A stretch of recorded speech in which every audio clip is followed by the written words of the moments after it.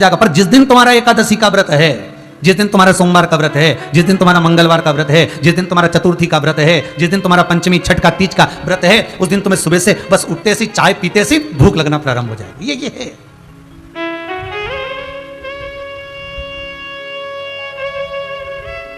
ऐसे आप रात को 12-12 बजे तक 1-1 बजे तक जगते रहो। पर हरतालिका तीज के दिन जैसे ही पूजन का दिन आता है, रात्रि जैसे जैसे शाम मतलब पहली पूजन हुई, दूसरी पूजन हुई और मालूम पड़े नैनों में नींद समाहित होने लगती है। आप कहीं पर जाओ सत्संग में, भजन में, कीर्तन में, रात्रि के समय पर बैठे नींद आना प्रारंभ हो जाएगी। पर जहाँ वो कहे ना कि भाई ऐसा क्यों होता है, उसका कारण क्या है? लोग शादी में डीजे पर कितना नाचते हैं, नींद नहीं आती, और भजन में बैठते हैं और नींद आने लगती है, कथा में बैठे और नींद आने लगती है। उसका एक कारण ये भी हो सकता है क्योंकि नींद हमेशा अच्छी जगह पर ही आती है, नींद हमेशा मखमल के गादी तकिए पर ही आती है, नींद हमेशा डनलप के गद्दे पर ही आती है, नींद हमेशा सुकून की जगह पर ही आती है। और ये डीजे, ये डिस्को, ये नाटक, ये सीरियल, ये फिल्में, ये जितनी भी हैं, ये सेज सुख की नहीं है, ये मखमल के गादी तकिया नहीं है, ये कांटों की सेज है। इसलिए नाटक में, सीरियल में, डिस्को में, पार्टी में, शादियों में नींद नहीं आएगी, पर सत्संग में, भजन में, कीर्तन में, स्मरण में, नामावली में नींद आएगी, क्योंकि वो मखमल की सेज हो जाती है, वो भगवान की गोद हो जाती है। और भगवान की गोद में जब मनुष्य बैठता है तो उसको आनंद की अनुभूति हो जाती है।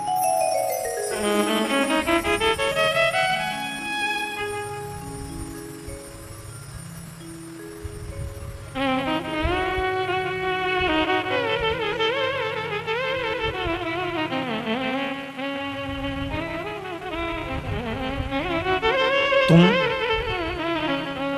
भगवान की पूजा और आरती मशीनों के भरोसे पर छोड़ दिया। अभी इससे पहले प्रतापगढ़ कथा थी और प्रतापगढ़ के पहले दुर्गापुर कथा थी। कैलाश जी अग्रवाल कथा को अग्रवाल परिवार कराया था, यूट्यूब पर भी वो कथा आई थी, लक्ष्मी नारायण मंदिर में हो रही थी। उसी मंदिर में हम भी ठहरे हुए थे।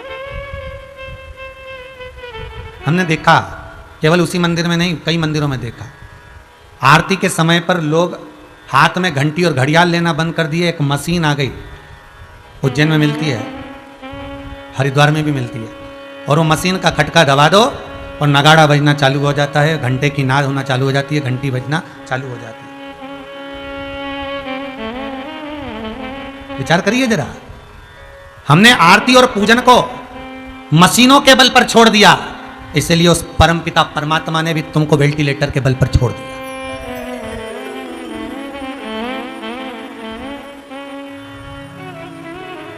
हम दुर्गापुर कथा करने गए तो हमने वहां भी देखा, वो बटन चालू कर देते महाराज जी और घंटियां बजना चालू हो जाती है और नगाड़े बजना चालू हो जाते हैं।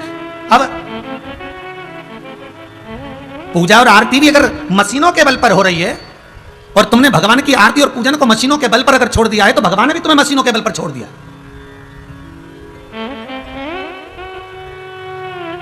और भगवान भी कह रहा है छोड़ दे इसको वेंटिलेटर पर, मशीनों के। इसने मेरी पूजन को, मेरी आरती को, मेरे भजन को, मेरे कीर्तन को, मेरे नाम स्मरण को, मेरी भक्ति को केवल मशीन का एक ठिकाना बना रखा है।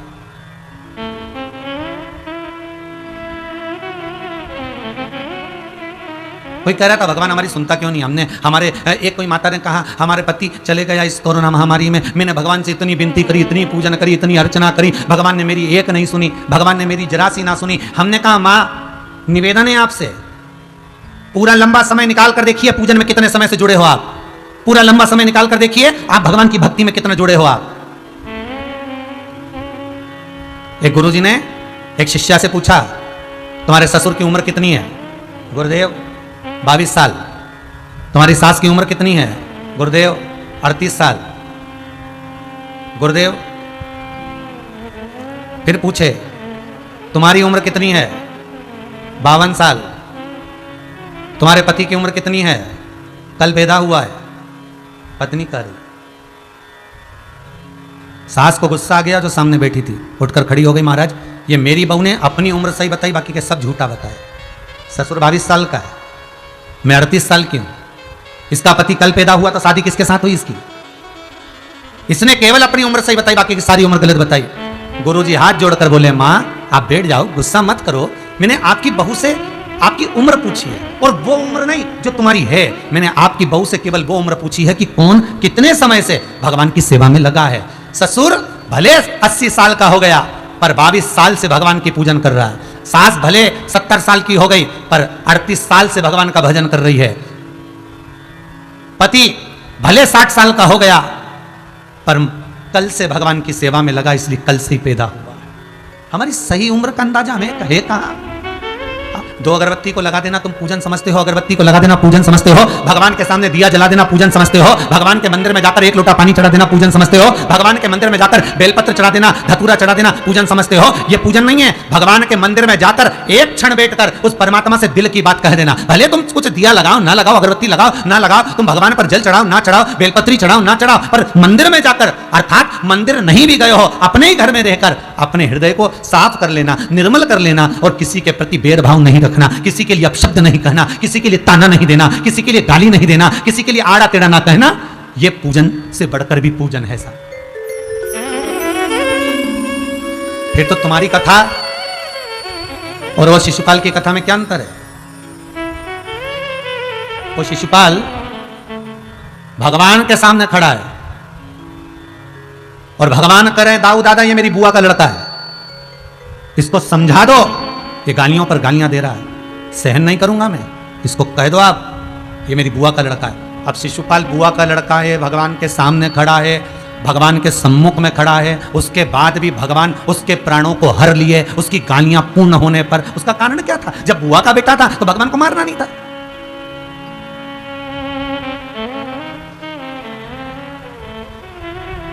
जब भगवान कृष्ण के सामने खड़ा था तो भगवान को मारना नहीं था, क्योंकि भगवान सम्मुख में। फिर क्यों मारा?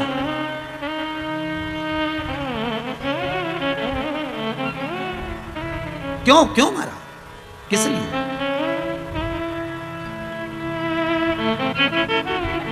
भगवान कह रहे हैं दिखावे की पूजन ना हो। भोजन में झूठे किए हुए हाथ को पानी से धोया जा सकता है।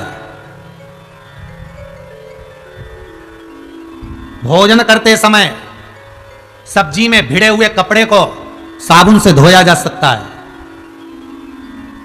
पर कमाई करते समय झूठे किए हुए हाथ को 1 रुपये को 2 रुपये बनाते समय, कमाई करते समय झूठे किए हुए हाथ को ना तो पानी से धोया जा सकता है ना साबुन से धोया जा सकता है।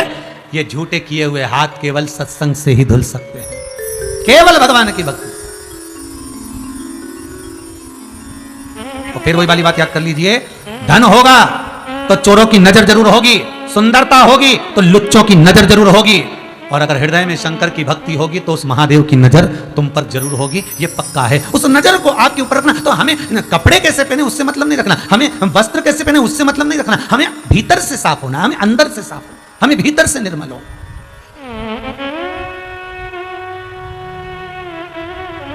हमारा मन पवित्र नहीं है।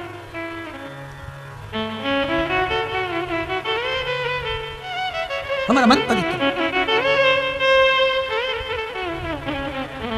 हमें भगवान की याद कब आती है? सोमवार आता है तब शंकर जी की याद आ जाती है, मंगलवार आता है तो हनुमान जी की याद आ जाती है। पूरे व्हाट्सएप पे देख लेना तुम भले हो, मंगलवार आएगा तो हनुमान जी का फोटो आ जाएगा, सोमवार आएगा तो शंकर जी का फोटो आ जाएगा, शनिवार आएगा तो शनि महाराज का फोटो आ जाएगा, शुक्रवार आएगा तो देवी जी का फोटो आ जाएगा, रविवार आएगा तो सूर्यनारायण भगवान का फोटो आ जाएगा। हम देवता को भी उसी दिन याद कर रहे हैं जिस दिन उसका वार है, इसके सिवाय हम उस देवता को याद नहीं कर रहे।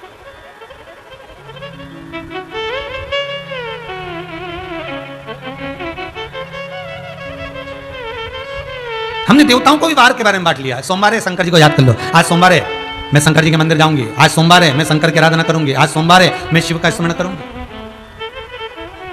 करो। अगर भक्ति प्रबल है, भाव निर्मल है, तो भगवान का दर्शन भी सम्मुख में। कल समीर जी के मोबाइल पर बहुत सारे लोगों ने अपने अपने फोटो डाले, उसमें कुछ फोटो लोगों ने डाले कि गुरुदेव से कहना 60% कोरोना था, पूरे शरीर बेकार हो चुका था, केवल मोबाइल पर शिव महापुराण की कथा को सुन सुनकर श्री शिवाय नमस्तुभ्यम का जाप कर कर ठीक होकर घर आ गया हूँ। गुरु जी को कहना, फोटो तक भेजा उस व्यक्ति ने। अगर आस्था चैनल वालों के पास में है वो फोटो तो दिखाइएगा। उन लोगों ने अपने फोटो भेजे हैं कि हम भगवान शंकर की मात्र कथा का रसस्वादन कर कर, शंकर का अनुमोदन कर कर, शिव महापुराण का स्मरण कर कर हम वापिस लौट कर आ गए। शंकर की रुचि अर्थात शिव महापुराण की कथा फिर कहती है कि दिखावे से शंकर को मत रिझाओ। भगवान को दिखावा प्रिय नहीं है। आप किस कलर के कपड़े पहने हो, कौन से कपड़े पहने हो, भगवान को उससे मतलब नहीं है। कपड़ा बदलने से परमात्मा नहीं मिलता, कलेजा बदलने से भगवान मिल जाता। आप कपड़े कब तक बदलोगे साहब? कपड़ा तो उस लंकाधिपति रावण ने भी बदला था, संत का चोला पहन लिया था, और ऐसा चोला उस संत का पहना और रावण सीता को हरकर चले गया कि वो संत का चोला आज भी कुंभ के मेले में सबसे पहले धोया जाता है तो भी साफ नहीं हो पाता। कपड़े बदलने से क्या होगा? इस चित्तवृत्ति को बदलना, इस मन को बदलना, इस भाव को बदलना।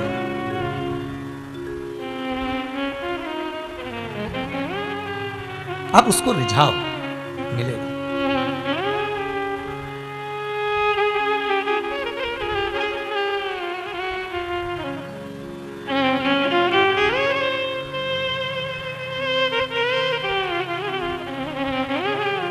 महाराज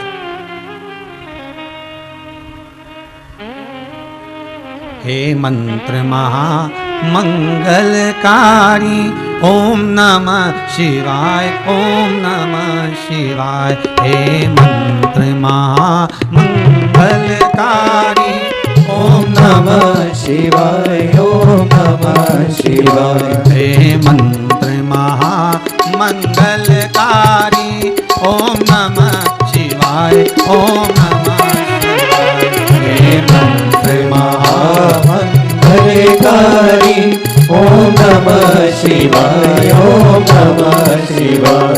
ओम नमः शिवाय, ओम नमः शिवाय, ओम नमः शिवाय, ओम नमः शिवाय। ओम नमः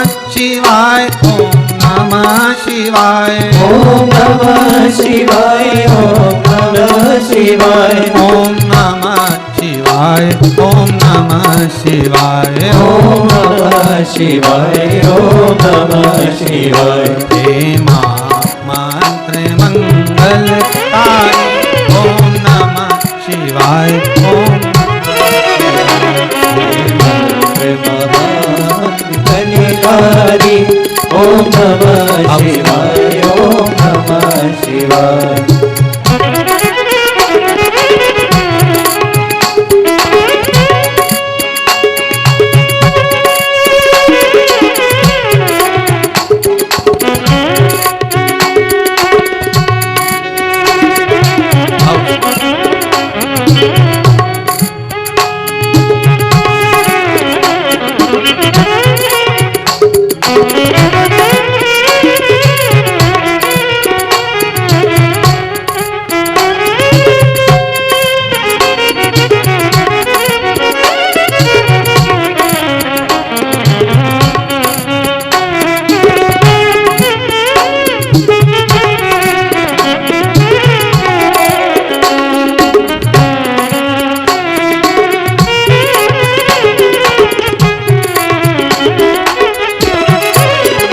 जिस मंत्र को जपा श्री राम ने,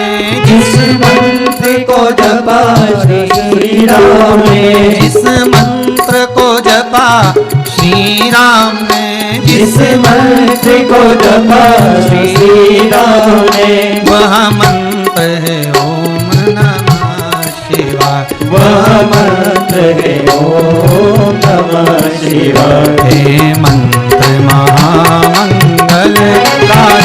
ओम नमः शिवाय, ओम नमः शिवाय। हे मंत्र महामंगलकारी ओम नमः शिवाय, ओम नमः शिवाय। ओम नमः शिवाय, ओम नमः शिवाय, ओम नमः शिवाय, ओम नमः शिवाय। ओम नमः शिवाय, ओम नमः शिवाय, ओम नमः शिवाय, ओम नमः शिवाय। ओम नमः शिवाय, ओम नमः शिवाय, ओम नमः शिवाय, ओम नमः शिवाय। हे मंत्र महामंगलकारी ओम नमः शिवाय, ओम नमः शिवाय। हे मंत्र महामंगलकारी ओम नमः शिवाय, ओम नमः शिवाय।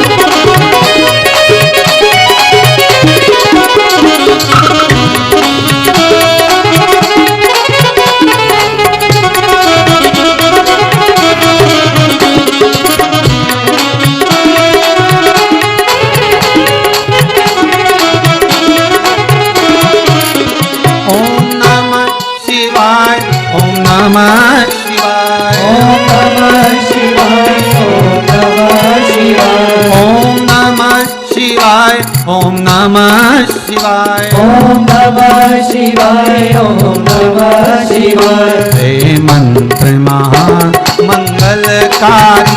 ओम नमः शिवाय ओम नमः शिवाय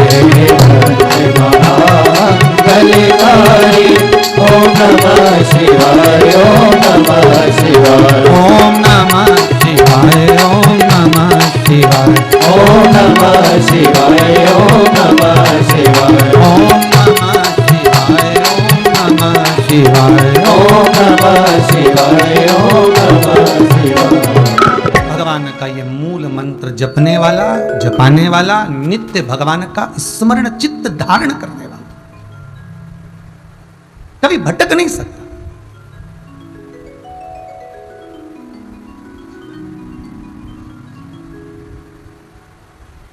हाँ, इतना जरूर है, तोते के बच्चे ने कथा सुनी, व्यास जी के घर में गया, बेटिका के गर्भ से जन्म लिए, शुकदेव नाम पड़ गया।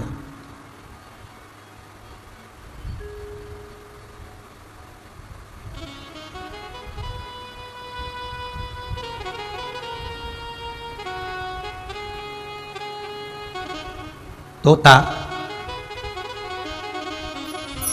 आप लोग कभी मिट्ठू को, तोता को देखना,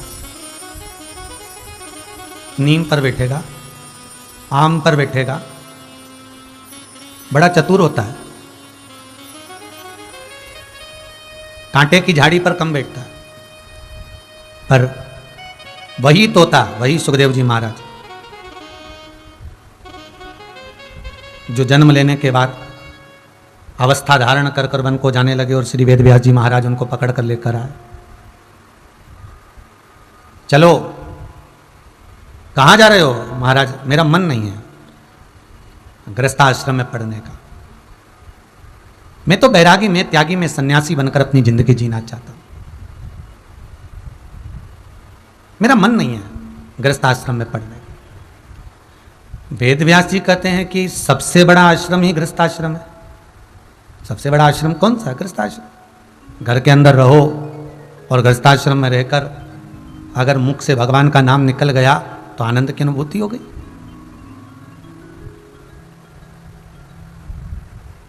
कहां भटकना व्यर्थ का? घर में रहो, परिवार में रहो और गृहस्थाश्रम में रहकर भगवत भजन करो। सुखदेव जी महाराज राजी नहीं हुए, वेदव्यास जी ने उनको खूब समझाया, बड़ी मुश्किल से राजी हुए, बड़ी मुश्किल से। और राजी हो भी गए तो मन में आया कि मैं घर में रहूं, गृहस्थाश्रम में जीऊं, अनुमोदन किसका करूं? देखिएगा, जिन शंकर के मुख से श्री सुखदेव जी महाराज ने कथा का रसस्वादन श्रवण किया हो, शिव के मुख से जब कथा को सुना हो, तो वो सुखदेव जी महाराज भगवान शंकर की वाणी को श्रवण करने के बाद सुख तो हृदय में वैसे ही समाहित हो गया, तो फिर भटके कहां? फिर एक बार मन में आ गया सुखदेव जी के मन में कि अब मैं गृहस्थाश्रम में नहीं पढ़ना चाहता।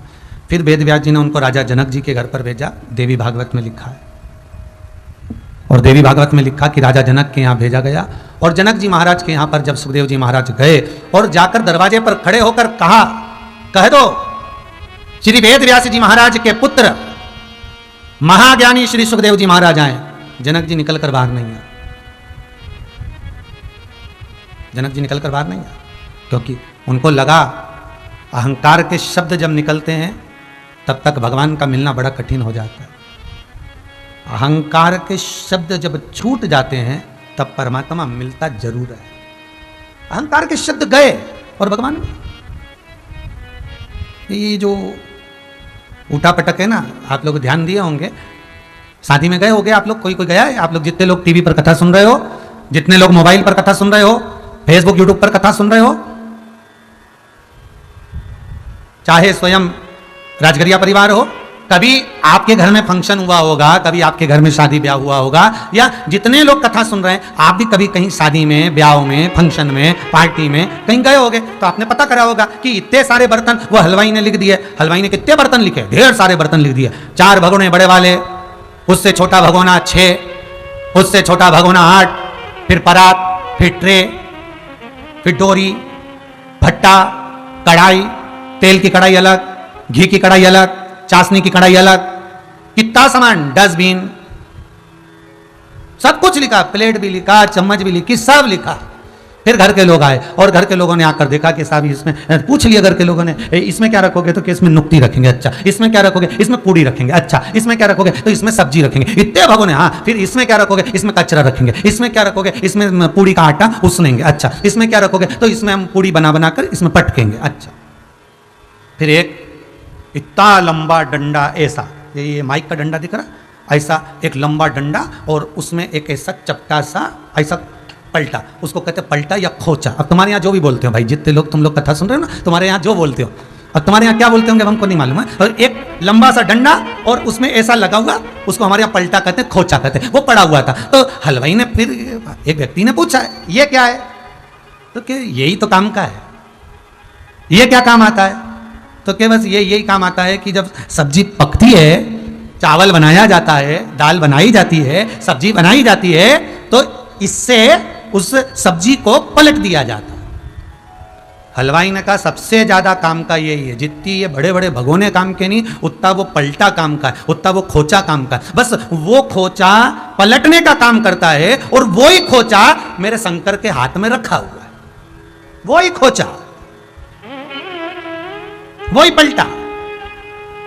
और मेरे भोलेनाथ जी ने देख लिया, जब भगोने में सब्जी बनती है और सब्जी बनते बनते दाल सब्जी जब ऊपर जब आ जाती है और भुदक भुदक करने लगती है, तो इतने में हलवाई दौड़ के आता है और पलटा उठाकर ऊपर का नीचे, नीचे का ऊपर कर देता है। तो जो भुदक भुदक कर रहा होता है वो नीचे चले जाता है, और नीचे जाता है तो जलने लगता है, जलने लगता है, भगवान को पुकारने लगता है, और भगवान को पुकारे मतलब फिर हलवाई आया और वो खोचा लगाया, और खोचा लगाया तो फिर ऊपर आ गया।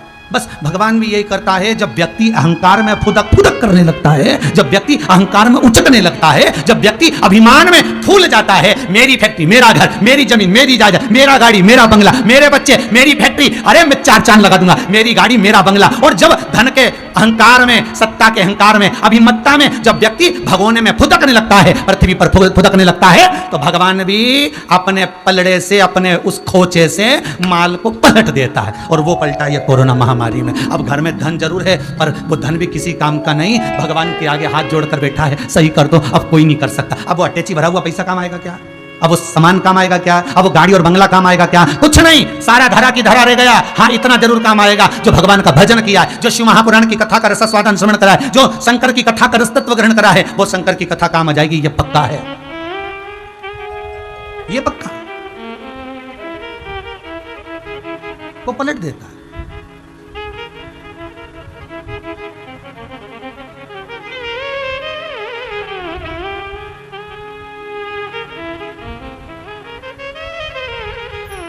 मनुष्य को सीधा करने का तरीका भगवान को बहुत सारे हैं।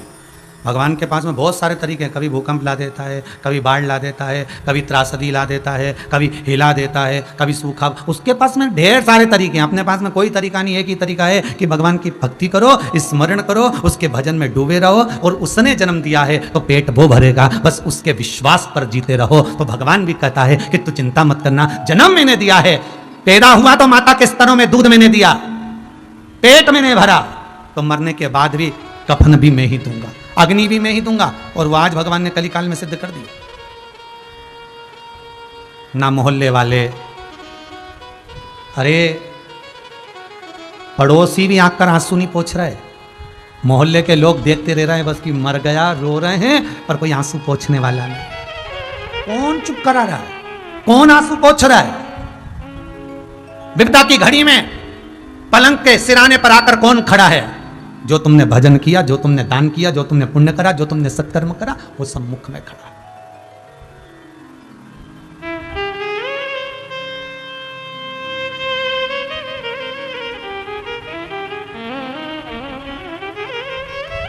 आज हमारे सुपुत्र राघव जी कह रहे थे, पापा एक वो भजन है ना अपना, भजन करो भरी जवानी में, बुढ़ापा किसने देखा है। आज वो भजन गाना, हमने कहा बेटा वो भजन भी अब फेल हो गया, अब वो भजन भी फेल हो गया कि भजन करो भरी जवानी में, बुढ़ापा किसने देखा। 2021 में देखा कि बुढ़े तो फिर भी ठीक है, जवान निपटे जा रहे हैं, अब कौन सा भजन लाओगे?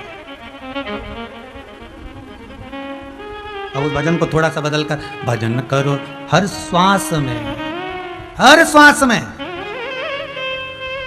प्रत्येक श्वास में शिव रटो, वृथा जन्म मत खोए, ना जाने इस श्वास का फिर आवन होए ना होए। अब वो श्वास आएगी ना आएगी भरोसा ही नहीं है। भजन भी गया, तेरा पल पल बीता जाए, मुख से जप ले नमः शिवाय। बस अब तो भगवत भजन हर पल हर घड़ी हर क्षण हर श्वास में भगवान को रोज धन्यवाद दो, प्रतिदिन। आज हम भगवती महाराज को कह रहे थे, भगवती महाराज अब लोगों को एक काम करना चाहिए कि जिनसे दुश्मनी है उनको भी जय श्री कृष्णा करना चाहिए। आज हम भगवती महाराज को कि जिनसे दुश्मनी है, जिनसे आप नहीं बोलते नहीं चालते नहीं बात होती आपकी, उसको भी राम राम कहो, उसको भी जय श्री कृष्णा करो, उसको भी श्री शिवाय नमस्तुभ्यम बोलो, उसको भी हर हर महादेव बोलो, उसको भी जय बाबा की बोलो। क्योंकि ये समय अब दुश्मनी निभाने का नहीं, अब प्रेम बांटने का। और प्रेम बांटने के लिए तुम्हें कहीं जाने की जरूरत नहीं, तुम अपने घर पर रहो, तुम अपने घर में रहो और घर में रहकर अपने जिससे दुश्मनी भी हो गई ना उसको फोन लगाकर कह दो तुम चिंता मत करना, हम बैठे हैं, बिल्कुल टेंशन मत लेना, भगवत भजन करो। आस्था चैनल पर कथा आ रही है 2 बजे से 5 बजे तक, सीवर वाला महाराज बाच रिया है, कथा सुनो, टेंशन नहीं लीजिएगा।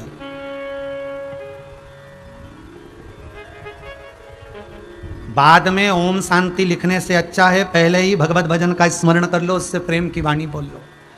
एक बार फोन लगाकर कह दो चिंता ना करना, उसका विल पावर मजबूत कर दो। अभी शंकर बैठा है, देवाधिदेव महादेव बैठा है, बैकुंठ के देवता है भगवान विष्णु, ब्रह्मलोक के देवता है भगवान ब्रह्मा, मृत्यु लोक का देव है अधिदेव महादेव, उसको पूछ लो। एक एक कंकर में शंकर है, कंकर में भी शंकर है।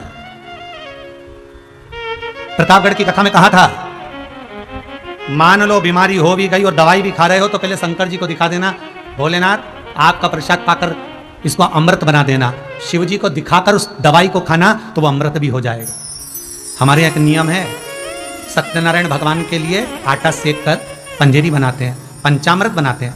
आप प्रैक्टिकल करके देखना है, छोटा सा, कहीं सीवर वाला महाराज झूठ तो नहीं कह रहा, थोड़ा सा प्रैक्टिकल करना। जैसे सत्यनारायण जी की पंजेरी बनाते हो, पंचामृत बनाते हो, दूध दही शहद घी मिलाकर, तो एक कटोरा पंचामृत पंजेरी सीरा सत्यनारायण जी के सामने रख दो और एक कटोरी बना के फ्रिज के ऊपर रख दो, वो पंचामृत वो पंजेरी, और दोनों को खाकर देखना। सत्यनारायण भगवान की कथा के बाद सत्यनारायण भगवान का प्रसाद पंचामृत खाकर देखना, और सत्यनारायण भगवान की कथा होने के बाद जो फ्रिज पर रख के आए थे उसको खाकर देखना। दोनों में स्वाद किसमें आएगा? बोलो रे जितने टीवी के सामने बैठे हो, जितने आस्था चैनल पर कथा सुन रहे हो, सब बोलो हृदय से कि जो फ्रिज में रखा है, जो फ्रिज के ऊपर रखा है, उसमें स्वाद आएगा क्या? नहीं। स्वाद काय में आएगा? जो भगवान सत्यनारायण को भोग लगाया पंजेरी का, पंचामृत का, जो भगवान के सामने भोग लगाया उसका स्वाद आएगा। और तुम बाकी का तुम कहीं पे भी रख दो उसमें स्वाद नहीं आएगा। उसी तरह अगर दवाई भी तुम ले रहे हो, बीमारी लग गई, वायरस लग गया, तकलीफ ज्यादा हो रही है, ऑक्सीजन नहीं मिल रही, वेंटिलेटर नहीं मिल रहा, तो जो दवाई डॉक्टर दे रहा है उसको एक बार शंकर को समर्पित कर कर उस शंकर से कह दो तेरे पर विश्वास रखकर तेरी औषधि मेरे स्वामी को दे रही हूं, मेरे अपनों को दे रही हूं, कृपा करना अब इस औषधि को अमृत बना देना। हे भोलेनाथ अब ये औषधि को तुम्हें से, जब मीरा विष का प्याला गिरधर गोपाल को दे देती है और वो विष अमृत बन जाता है, तो क्या वो दवाई अमृत नहीं बन सकती? बस विश्वास रखकर दोगे तो अमृत बन जाएगी। विश्वास रखकर।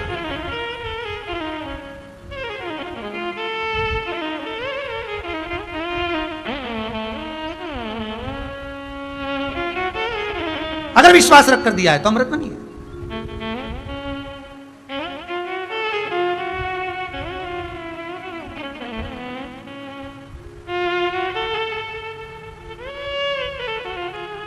बड़े बड़े कोविड सेंटर बने, बहुत बड़ा कोविड सेंटर इंदौर में बनाया गया, सूचना मिली बहुत बड़ा कोविड सेंटर बना हुआ है और राधा स्वामी सत्संग व्यास में बना हुआ है। दवाइयाँ चालू हो गई, मरीज भी आना प्रारंभ हो गए। सूचना मिली तो हमने एक माहेश्वरी जी हैं उनको खबर करी कि एक काम करिए आप वहाँ पर जाकर थोड़ा सूचना दो कि जितने मरीज इस कोविड सेंटर में दे रहे हैं उनको कम से कम 5 या 10 मिनट का भगवत कीर्तन कराओ। कुछ नहीं, जितने लोग पलंग पर पड़े हैं उनको भगवत कीर्तन कराओ। जितना कोई बेड बन जाए तो ठीक, कोई पड़ा है तो ठीक, भगवत नाम तो जब्बा, व्यक्ति का शरीर तो कष्ट में, भगवत भजन करने में क्या दिक्कत है? आज भगवान की ऐसी कृपा हुई कि उस कोविड सेंटर में भगवत नाम का जाप भी चालू हुआ और धीरे धीरे जाप चालू होते होते जितने कोविड सेंटर हैं उसमें 15 से 20 मिनट का कीर्तन भजन लोग जपवा रहे हैं और लोग उस कीर्तन के बल पर मरीज धीरे धीरे ठीक होते चले। ये भगवत भजन का बल है।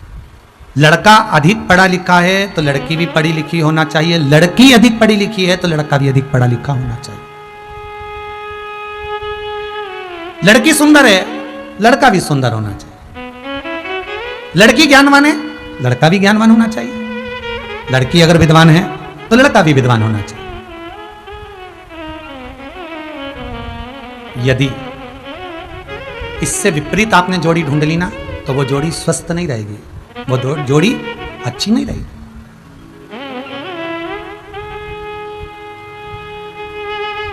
अगर आपकी बेटी, आपका पुत्र भगवान की भक्ति में डूबने वाला है ना भाई, तो भगवान से निवेदन करना कि इसके लिए लड़का लड़की हम ढूंढे तो भगवत भजन करने वाला ढूंढे।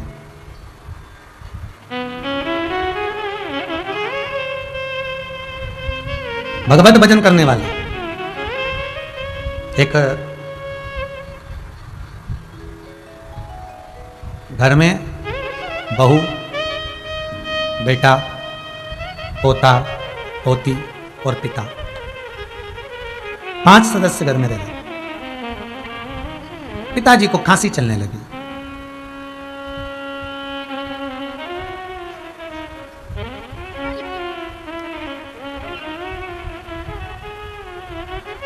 बहू ने अपने पति से कहा, सुनो,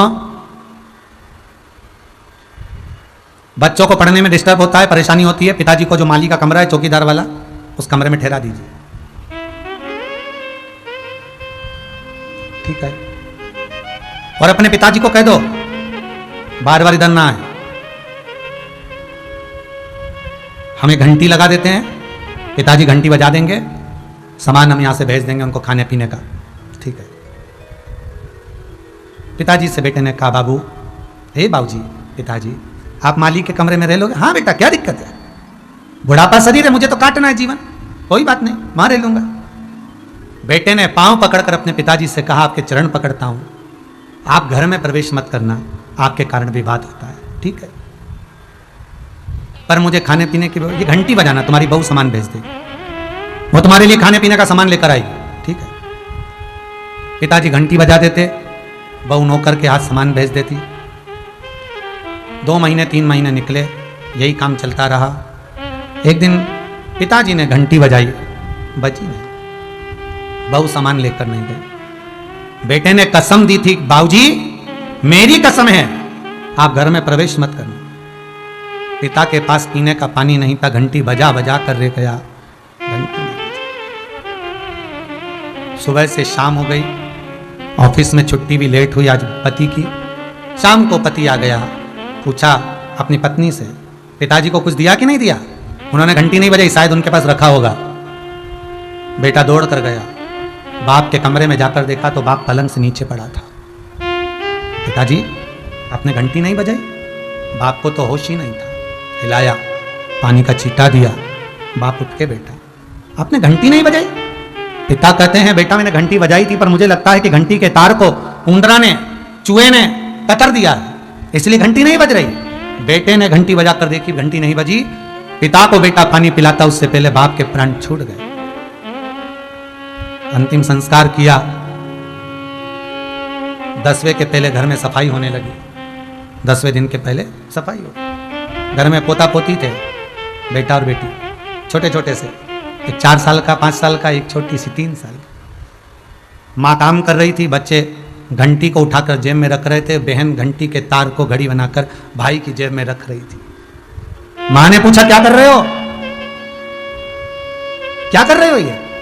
दोनों बच्चे बोले, माँ घंटी के तार को और घंटी को घड़ी बनाकर जेब में रख रहे हैं। क्यों?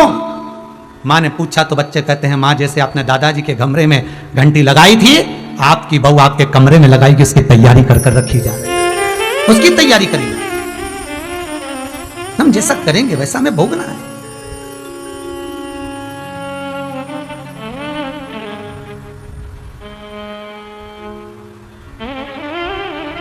हम जैसा कर्म करेंगे उसके अनुसार हमें भोगना पड़ेगा, कर्म के अनुसार भोगना है। सुखदेव जी महाराज ने राजा जनक जी से कहा कि मेरी पत्नी मिले, मुझे धर्म पत्नी मिले तो ऐसी मिलना चाहिए जो शंकर की आराधना करे, शिव की उपासक हो, शंकर की आराधना करने वाली हो।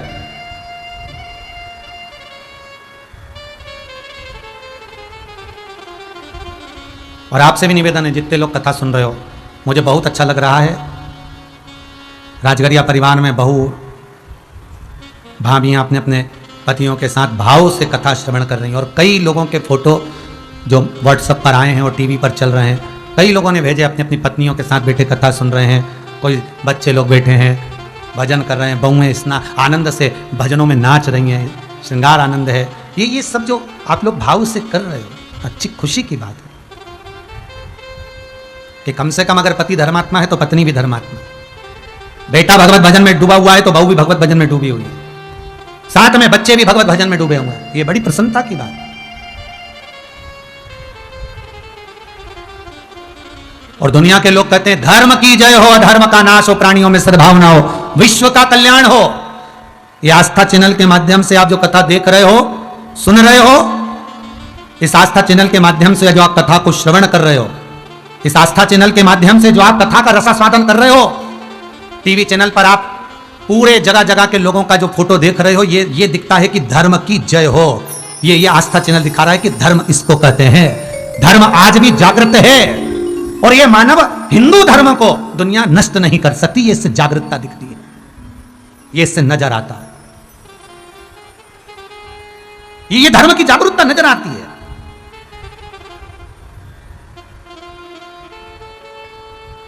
कि धर्म है क्या?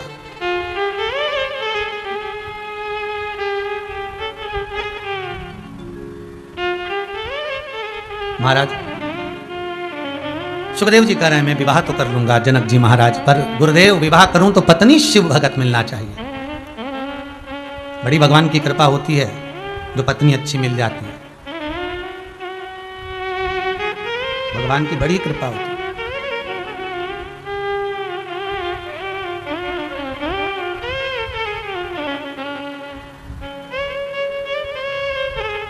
महाराज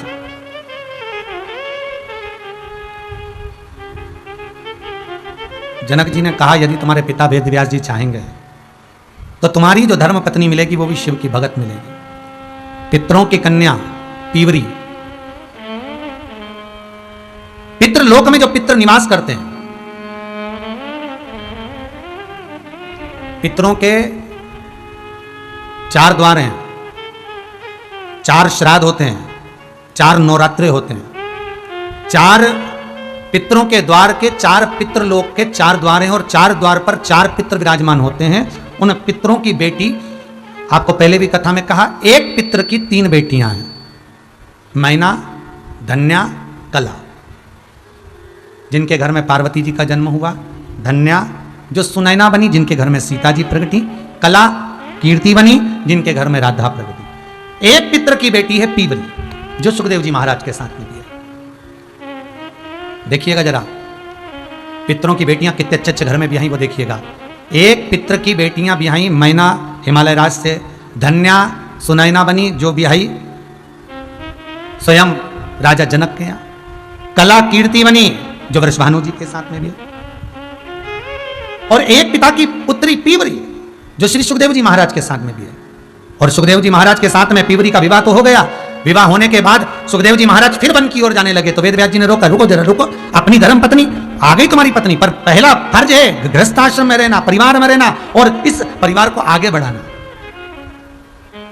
सुखदेव जी महाराज के घर में 4 पुत्र हुए, कृष्ण, गौरप्रभ, भूरी और देवश्रुत। सुखदेव जी महाराज के घर में एक बेटी हुई जिसका नाम था कीर्ति, जो अनु नाम के राजा के साथ में भी आई थी।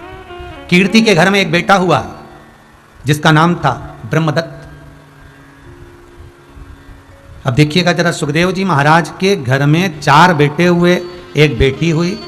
कितना सुंदर संवाद देवी भागवत में लिखा है कि ये 4 बेटे और एक बेटी शिव की उपासना में इतने डूबे रहते थे कि जब ये ब्रह्मदत्त भांजा मामा के घर में जाता था तब मामा और भांजे दोनों गौरप्रभ और ब्रह्मदत्त मिलकर एक शिवलिंग का निर्माण करते थे। और शिवलिंग का निर्माण जब करते इतनी आराधना में डूब जाते थे कि शंकर के शिवलिंग का अभिषेक करना भूल जाते थे। तो स्वयं गंगा ब्रह्मदत्त और गौरप्रभ के सामने आकर शंकर के शिवलिंग पर बूंद बूंद पानी गिराने लगती थी, कहीं ये पार्थिव शिवलिंग, ये मट्टी का शिवलिंग सूखने के बाद तिड़क ना जाए, चटक ना जाए उसके।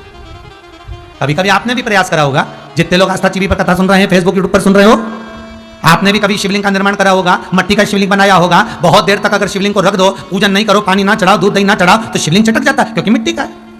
कच्ची मिट्टी का शिवलिंग तो चटकेगा, बीच में से फट जाएगा, टूट जाएगा, खंडित हो जाएगा।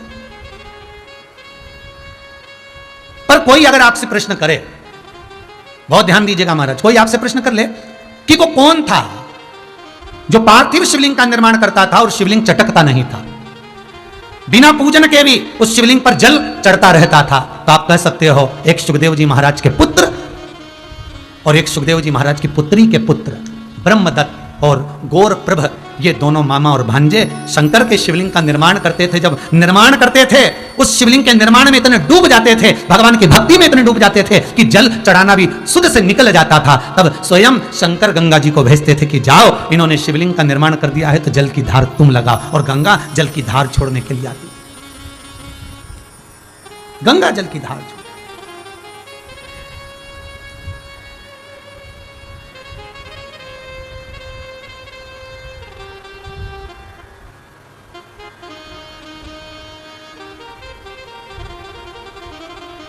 हमारे गुरुदेव इंदौर हवेली जी श्री काका जी महाराज विठलेश राय, हमारी जो विठलेश सेवा समिति है वो उन्हीं के नाम से चलती।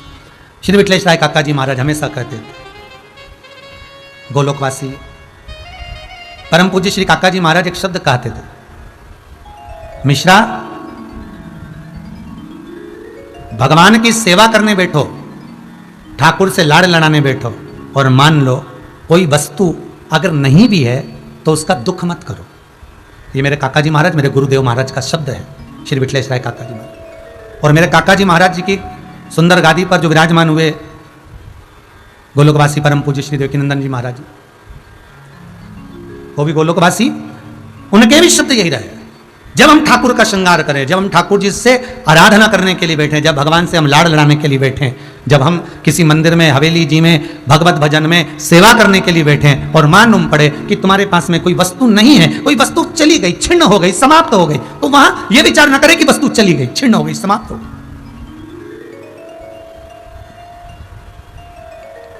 ये विचार करें कि वो वस्तु हमारे पास में है।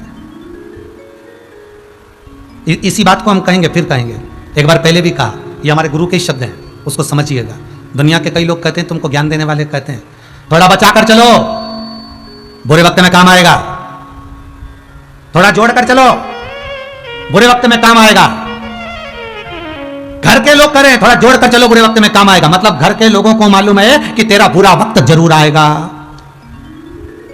दिन भर में 24 घंटे में मुख से एक बार सरस्वती जरूर निकलती है महाराज, और जो ये कहते हैं थोड़ा बचा कर चलो, बुरे वक्त में काम आएगा, बुरे वक्त में काम आएगा, बुरे वक्त में काम आएगा, मतलब बुरा वक्त जरूर आएगा। उनसे निवेदन है, ये कहना बंद करो। अगर कहना है तो इतना भगवान का भजन करो, इतना शिव का स्मरण करो कि बुरा वक्त ही काय को आएगा। आप अच्छा कर्म करते चलो, भगवत स्मरण करते चलो, नाम जाप करते चलो, भगवत स्मरण करते चलो, तो बुरे वक्त, ये थोड़ा जोड़ के चलो, बुरे वक्त में काम आएगा, थोड़ा बचा कर चलो, बुरे वक्त में काम आएगा। अब दुनिया के लोगों ने तो बहुत जोड़ भी लिया, तो ये बुरे वक्त में कौन सा काम आ गया?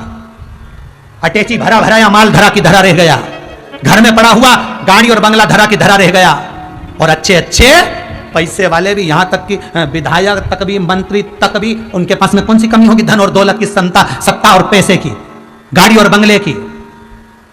थोड़ा जोड़ कर चलो, बुरे वक्त में काम आएगा, बुरे वक्त में काम आएगा। अरे ये विचार कर कर चलो, भगवान का इतना भजन करते हुए चलो, शंकर का इतना अनुमोदन करते हुए चलो, शिव नाम का इतना स्मरण करते हुए चलो, शिव महापुराण का इतना भजन करते हुए चलो कि बुरा वक्त ही काय को आए। ये विचार करिए कि हमारा बुरा वक्त काय को आएगा। हमने शिव महापुराण की कथा सुनी है, हमने शंकर का भजन करा है, श्री शिवाय नमस्तुभ्यं का अखंड जाप करा है,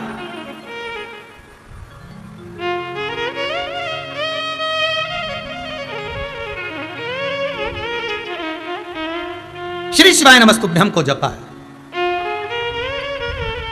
क्यों आएगा बुरा वक्त?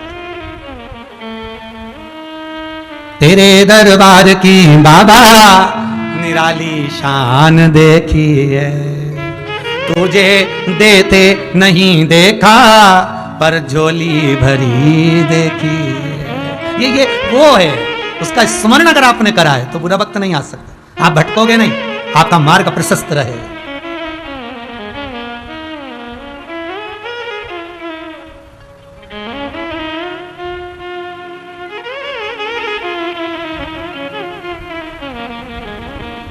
भटकोगे नहीं। महाराज गौरप्रभ ब्रह्मदत्त दोनों शिव आराधना में लगे रहते थे, भगवान की भक्ति में डूबे रहते। महाराज काशी में बैठे भोले न्याय करें, भक्तों का बेड़ा शिव जी पार करें। काशी में बैठे भोले न्याय करें, भक्तों का बेड़ा शिव जी पार करें। काशी में बैठे भोले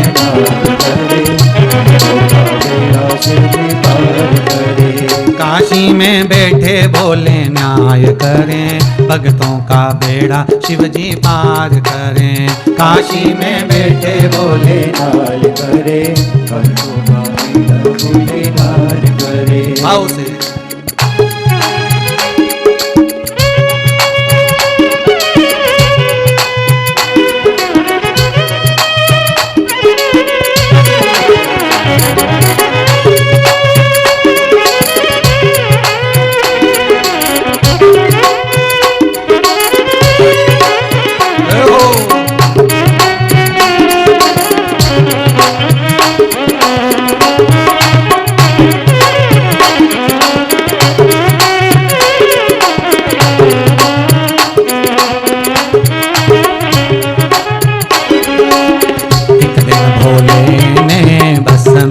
रमाई, एक दिन भोले ने भस्मी रमाई। ओ एक दिन भोले ने भस्मी रमाई, एक दिन भोले ने भस्मी रमाई।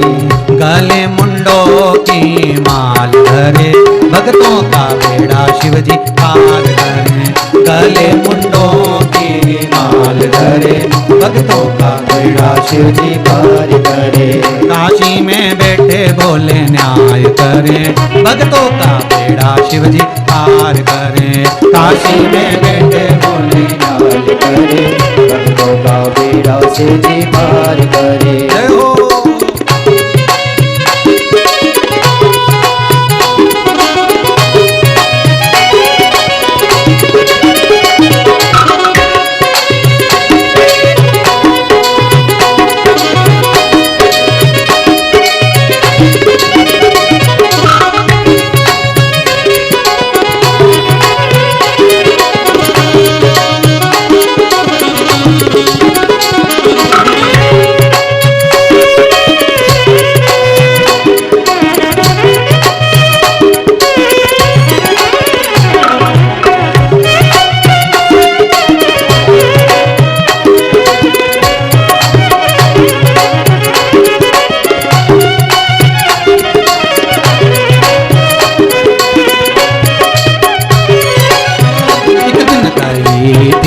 गंगा नहाने, एक दिन गई थी गंगा नहाने। ओ एक दिन गई थी गंगा नहाने, एक दिन गई थी गंगा नहाने। भोले भी गंगा स्नान करे, भक्तों का बेड़ा शिव जी पार करे। भोले भी गंगा स्नान करे, भक्तों का पार करे। काशी में बैठे भोले न्याय करे, भक्तों का बेड़ा शिव जी पार करे। काशी में बैठे भोले न्याय करे, शिव जी पार करे।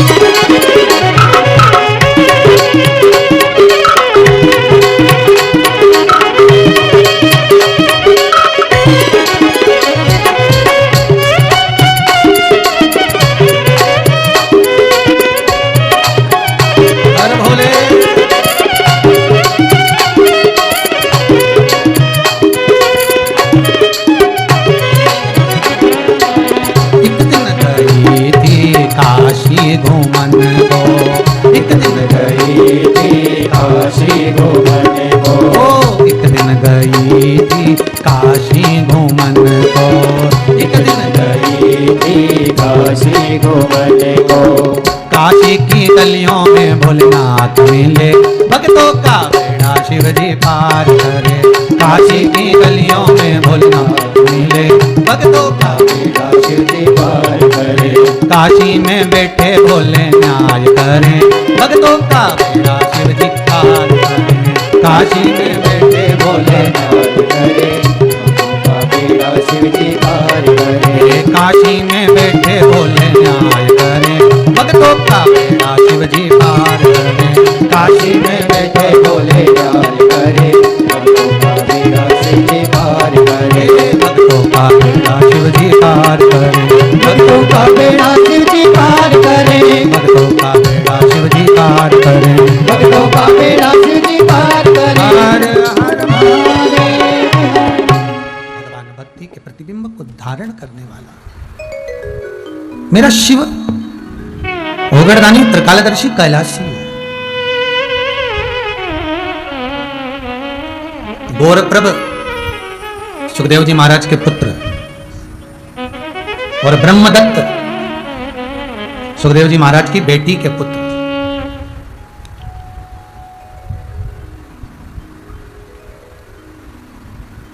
ये शंकर के बड़े उपासक हैं।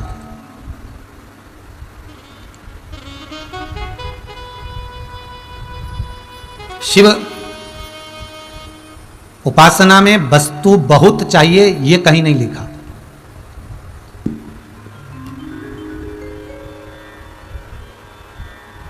एक भक्त ने पूछा, गुरुदेव शंकर जी की उपासना में मान लो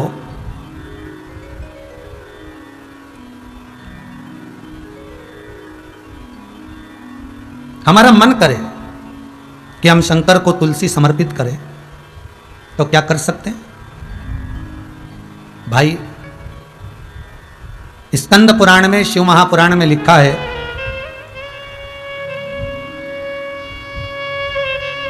कि वृंदा के सात्वित्व का हरण भगवान विष्णु ने करा, शंकर जी ने जलंधर के प्राणों को हरा। वृंदा तुलसी का क्यारा बनी।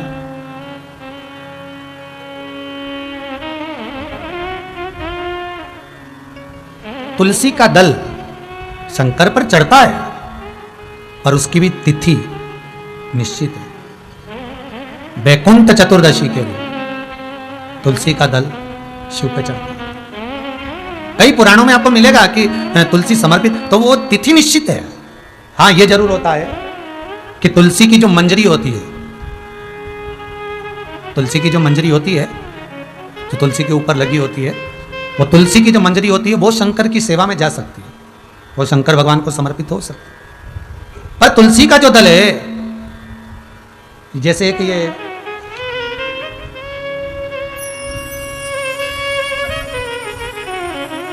एक प्रश्न करा था ये भावना जी परिहार ने कि गुरुदेव शंकर भगवान पर क्या तांबे के लोटे से ही जल चढ़ाना चाहिए, स्टील के लोटे से नहीं? प्रयास करा करो तांबे के लोटे से जल चढ़े। महाराज इसी कुबेरेश्वर धाम की ऑनलाइन कथा पूर्व की श्रवण करिएगा, उसमें वर्णन किया था कि तांबे का लोटा जिसका मुख छोटा हो, गला लोटे का मुख छोटा हो, ऐसे लोटे से जब हम भगवान का अभिषेक या पूजन करते हैं तो उससे बीमारी समाप्त होती है, रोग छिन्न होता है। तांबे के लोटे से शंकर भगवान को दूध चढ़ाना चाहिए, नहीं चढ़ाना चाहिए? शास्त्र कहता है तांबे के लोटे से दूध चढ़ाने से पूत छिन्न होता है, इसलिए तांबे के लोटे से दूध ना चढ़ाएं। अगर दूध चढ़ाना है तो स्टील का पात्र ले लें, चांदी का पात्र ले लें, आदि दूसरे पात्र ले लें, पर तांबे के पात्र से दूध ना चढ़ाएं। फिर तुलसी के गमले में पानी बिना नहाए नहीं डालना चाहिए क्या? वैसे शिव महापुराण में एक बात अच्छी लिखी है और स्कंद पुराण में भी लिखी है कि यदि तुलसी और बेलपत्र, क्या क्या चीज, तुलसी और बेलपत्र बिना नहाए स्पर्श नहीं करना चाहिए। अगर बेलपत्र की पत्तियों को भी तोड़ना है, उतारना है, तुलसी के दल को भी उतारना है, तो बिना नहाए ना उतारे। स्नान कर लिया हो तो तुलसी के दल को स्पर्श करें, तुलसी को स्पर्श करें या बेलपत्र को स्पर्श करें। महाराज बेलपत्र का भी स्पर्श बिना स्नान के नहीं किया जाता शिव महापुराण के अनुसार। एक प्रश्न किसी माहेश्वरी जी ने करा है इंदौर से, उन्होंने लिखा है कि हम जो पशुपति व्रत करते हैं वो पशुपति व्रत जैसे आज पूरा हुआ तो एक व्रत छोड़ने के बाद दूसरा फिर कर सकते हैं क्या? करो, मना नहीं है, पर लाइन से ना करें। थोड़ा 2-4 सोमवार उस व्रत को छोड़ दो, पूर्ण होने के बाद उसके बाद आप व्रत करेंगे तो उसका फल आपको पुनः प्राप्त होगा। देवताओं पर किसी भी चीज का दबाव नहीं होना चाहिए। व्रत करने का मतलब आप लोगों को मालूम होगा कि किसी कार्य को सिद्ध करना, किसी कार्य को सिद्धता की ओर लेकर जाना। गौर प्रभ और ब्रह्मदत्त शिव आराधना में डूबे, शिवलिंग का निर्माण करना, पूजन करना, अर्चना करना, आराधना करना और उस आराधना में डूबे रहना। ये गौर प्रभु और ब्रह्मदत्त मामा और भांजे, बहुत ध्यान। कभी जीवन में मौका मिले, पूरा परिवार जब एकत्रित हो, और अभी तो लॉकडाउन के अंतर्गत घर घर में पूरा परिवार है, कभी मौका मिले और पूरा परिवार जब एकत्रित हो तो मन में विचार कर लेना कि आज मन कर रहा है कि मैं मिट्टी का शिवलिंग का निर्माण करते हैं और उसको एक एक लोटा पानी सारे घर के सदस्य मिलकर चढ़ाते हैं। कभी मन कर जाए तुम्हारा, बैसाख का महीना चल रहा है, कभी तुम्हारा मन कर जाए, तुम्हारे घर में छोटा सा शिवलिंग हो, चाहे पारद का हो, स्फटिक का हो, मिट्टी का हो, जो भी तुम्हारे घर में, पत्थर का हो, नर्मदेश्वर हो, मार्बल का हो, पीतल का हो, जो तुम्हारे घर में हो, कभी तुम्हारा मन कर जाए कि बैसाख का महीना चल रहा है, बैसाख के महीने में शंकर भगवान को जल के पात्र में जल भरकर गंगा, नर्मदा, सरयू, छिपरा, तुम्हारा मन कर जाए एक तसले में, एक पात्र में शंकर को रखकर सारी नदियों का स्मरण कर कर एक एक लोटा पानी बैसाख के महीने में शंकर को समर्पित कर कर देखिए, आपके मन की अभिलाषा के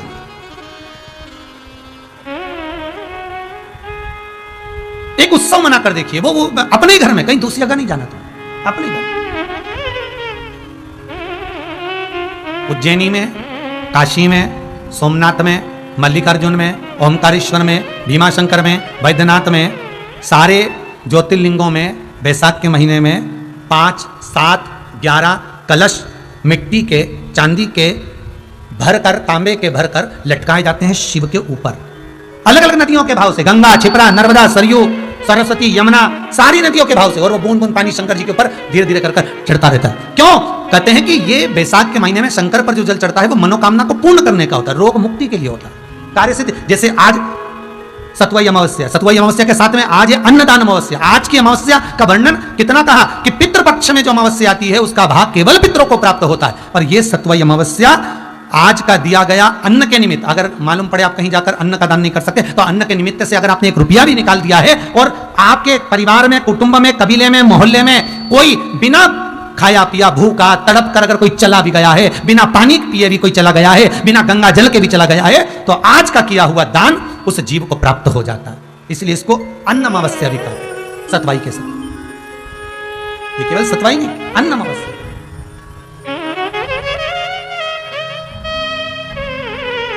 उसका भाव होता है।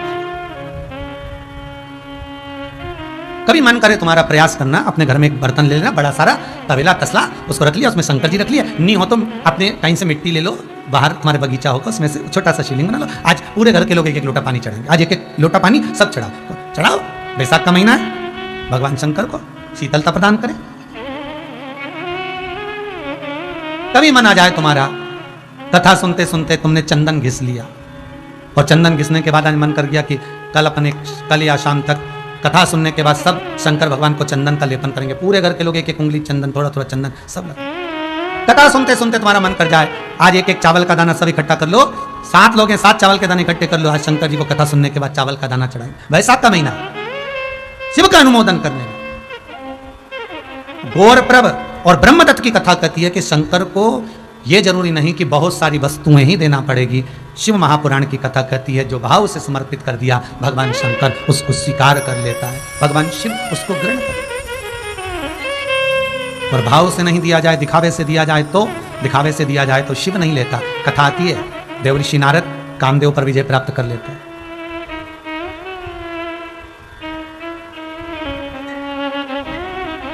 और देवऋषि नारद जब कामदेव पर विजय प्राप्त कर लेते हैं और विजय प्राप्त करने के बाद कामदेव पर विजय धारण कर कर सबसे पहले कामदेव पर विजय प्राप्त करने के बाद देवऋषि नारद भगवान शंकर के पास जाते हैं और शिव जी से कहते हैं जिस कामदेव को आप नहीं जीत पाए उसको मैंने जीता।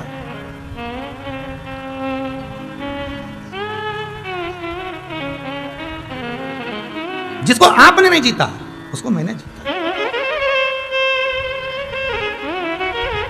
ओह, शंकर भगवान बड़े प्रसन्न हो गए, गले से रुद्राक्ष की माला निकालकर देवऋषि नारद के गले में पहना दी।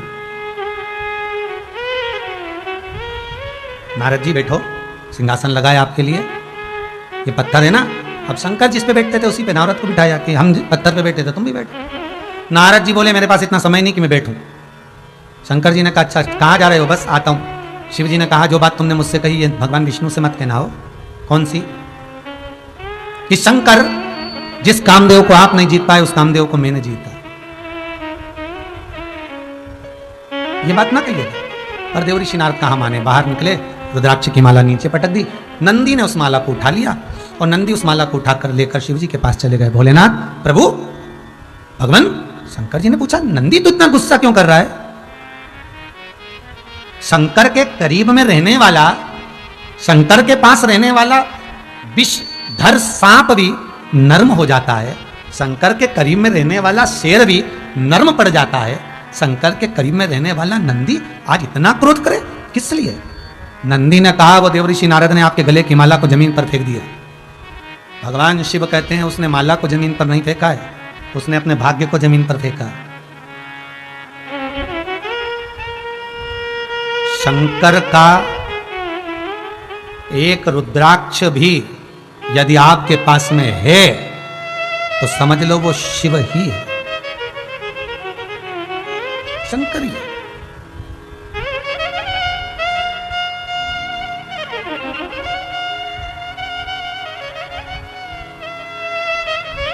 बड़ी कृपा करी गुरुदेव। एक रुद्राक्ष भी अगर शिव का आपके पास में है तो शंकर आपके नजदीक में है, शिव आपके करीब में है।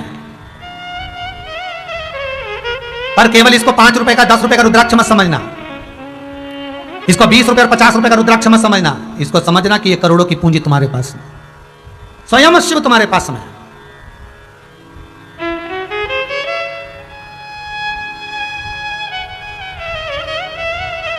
स्वयं शंकर तुम्हारे साथ में, क्यों घबराए?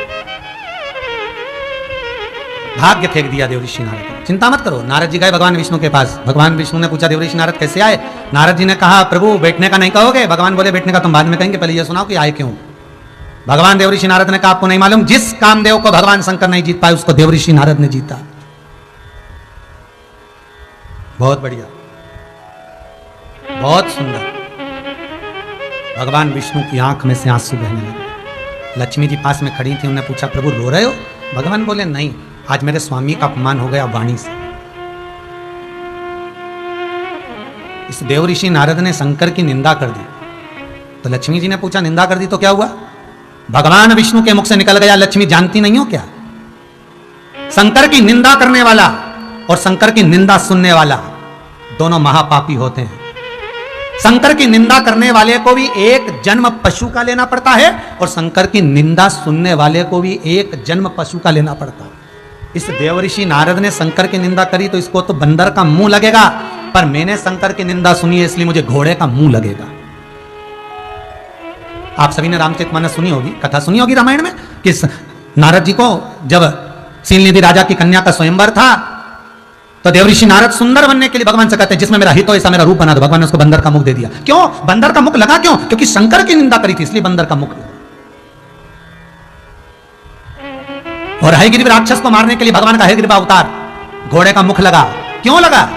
घोड़े का मुख लगने का कारण केवल इतना था क्योंकि उन्होंने निंदा को सुना था। आपसे भी निवेदन है, जितने लोग टीवी चैनल के माध्यम से कथा सुन रहे हैं, किसी की भी निंदा करोगे चल जाएगा, पर शंकर की निंदा ना तो सुनना और शंकर की निंदा ना करना। शिव महापुराण की निंदा सुनना भी नहीं चाहिए और करना भी नहीं चाहिए। शंकर की निंदा सुनना भी नहीं, करना भी। शंकर के भगत की निंदा सुनना भी नहीं, करना भी नहीं। बन सके तो लोगों को ये जरूर कहना, प्रेरणा देना कि शिव महापुराण की कथा हो रही है, सुनो, फोन लगा कर कह देना, जी जी कथा अच्छी आ रही है, श्रवण करा करो, 2 बजे से 5 बजे तक चल रही है, कोरोना महामारी को नष्ट करने के लिए, समाप्त करने के लिए, विश्व के कल्याण के लिए। यह सुंदर राजगरिया परिवार अपने माता पिता की स्मृति में कथा करवा रहे हैं।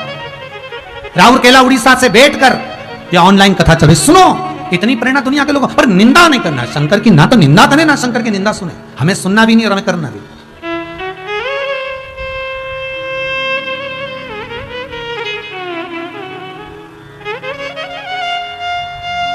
शिव जी का नाम क्या है? एक नाम है शंकर का भोला। जरा जम के बोलो रे जितने बैठे हो सामने, क्या नाम है? भोला। अब हमारे यहाँ एक बहुत सरल भाषा में कहते हैं भोले का भगवान, मतलब जो भोला है ना उसको कुछ नहीं करना, उसके लिए जो करेगा वो ही करेगा, अपने को कुछ नहीं करना। तो जो भोले के भगत होते हैं ना उनके लिए भी वही भगत सोचता रहता है, वो जाने उसका काम नहीं, अपने को कुछ नहीं सोचता।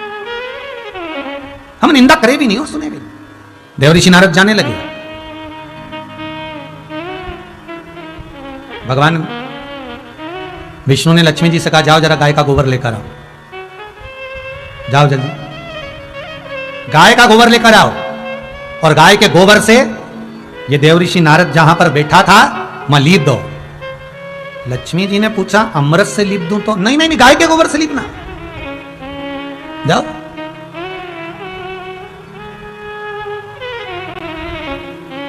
लक्ष्मी जी ने पूछा क्यों? भगवान कहने लगे ये जो निंदा करके गया है ना, निंदा का जो कीड़ा होता है ना बड़ा विचित्र होता है। दुनिया के लोगों को जितना कथा में रस नहीं आता ना उतना निंदा सुनने में, चुगली सुनने में आता है। चाय पिला पिला के सुनते, और क्या बोल रही थी बोल जरा, और क्या बोली बोल तो जरा, और क्या बोल रही थी मेरे लिए ऐसा बोला, हाँ तुम्हारे लिए, और ऐसा सुने, चाय पिला पिला के सुने। निंदा का जो कीड़ा है ना बड़ा विचित्र है, इसलिए गोबर से इसको लीप दे, तू यहाँ साफ कर। क्योंकि गाय का गोबर हो, गौमूत्र हो, गाय का दूध हो, दूध से निर्मित दही हो, चाहे दही से निर्मित घृत हो, उसकी मूलता हो। अग्नि पुराण कहती है अन्न 5 रात्रि तक हमारे शरीर में रहता है। कितने? 5 रात्रि। दूध 7 रात्रि तक हमारे शरीर में रहता है। दही 20 रात्रि तक हमारे शरीर में रहता है। और गाय का घी 1 महीने तक हमारे शरीर के अंदर रहता है। कितने महीने तक? 1 महीने तक। इसलिए हिंदू धर्म में कहा जाता है कि गाय के घी से निर्मित भोजन बनाकर जब हम कंडे में, अग्नि में छोड़ते हैं तो हमारे पितृ और हमारे देवता प्रसन्न हो जाते हैं। पितृ और देवता प्रसन्न हो जाते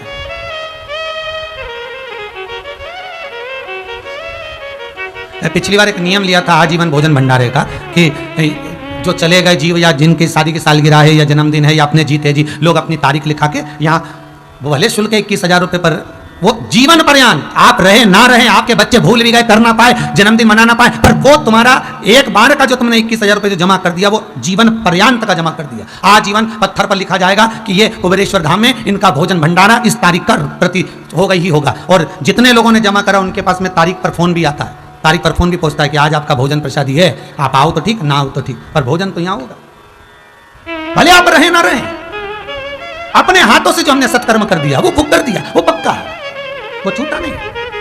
और सबसे बड़ी प्रसन्नता की बात तो यह है कि यहाँ गौशाला में जो गौ माता है, उस गौ माता का जो दूध आता है, दूध से जो घी बनता है, उस घी से जो सामग्री बनती है वही भोजन भंडारे में चलती है। तो जरा विचार करिए कि गाय के मात्र घी और शक्कर को मिलाकर कंडे पर, अग्नि पर छोड़ने में पितृ और पूर्वज प्रसन्न हो जाते हैं, देवता प्रसन्न हो जाते हैं। तो उस भाग को अगर हम किसी को ग्रहण कराते होंगे तो उसका सुख क्या होता हो, उसका आनंद क्या होता हो।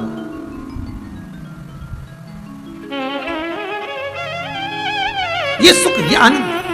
तो यहाँ भगवान करें लीप दे, और लक्ष्मी जी ने लीप दिया और देवऋषि नारद गए और उनको बंदर का मुख लगा। आखिरी में क्षमा मांगी, मैं करूं क्या? कहा चंद्रभागा नदी के तट पर जाओ, आराधना करो। चंद्रभागा नदी के तट पर जाकर आराधना करी, आराधना करी तो भगवान का दर्शन हुआ। क्षमा मांगी शंकर भगवान से, मुझे क्षमा कर दो। भगवान भोलेनाथ बोले मुझे तो गुस्सा आया ही नहीं, ना मुझे क्रोध आया, ना मैंने कुछ कहा, क्षमा मांगने की जरूरत भी नहीं, क्षमा।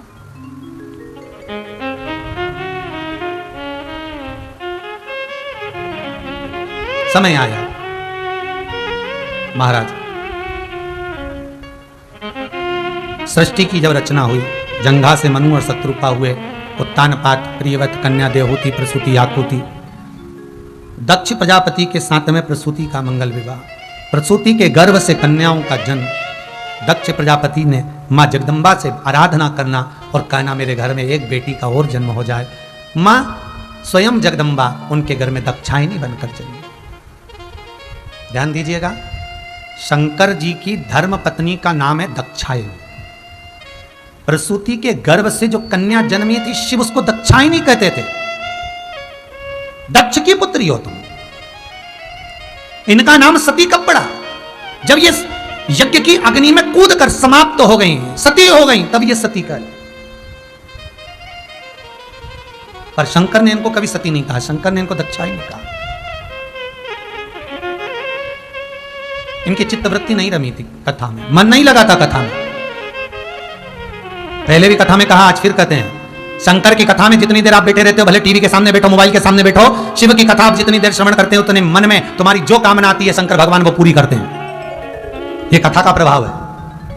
शंकर और सती, शंकर और दक्षायनी, शंकर और सती जब कथा सुनने कुंभज ऋषि के यहां गए थे, अगस्त बाबा के यहां पर गए थे, तो अगस्त ऋषि के यहां पर जब पहुंचे तो दक्ष प्रजापति की पुत्री सती के साथ जब भगवान कुंभज बाबा के यहां पहुंचे, कथा श्रवण करी। कथा सुनने के लिए जैसे ही बैठ रहे थे तो मन में कथा सुनते सुनते भाव आ गया। शंकर जी ने कुंभज बाबा से पूछा, हमने सुना है कि कथा में जो मन में आता है भगवान पूर्ण करते हैं। बिल्कुल, मेरे मन में आया है वो भगवान पूर्ण करेंगे। बिल्कुल, क्या आया है मेरे मन में? कुंभज ऋषि ने कहा, भोलेनाथ जी आपके मन में आया है कि आप जब यहां से जाएं तो जिस परमात्मा का आप भजन करते हैं उस राम का दर्शन आपको हो जाए, और वो दर्शन होगा। तो शंकर जी ने पूछा, मेरी पत्नी सती के मन में क्या चल रहा है, दक्षायनी के मन में क्या चल रहा है? शंकर भगवान ने जैसे ही पूछा, कुंभज बाबा बोले, मैं नहीं बता सकता क्या चल रहा है। तो क्या आप अंतर्यामी नहीं?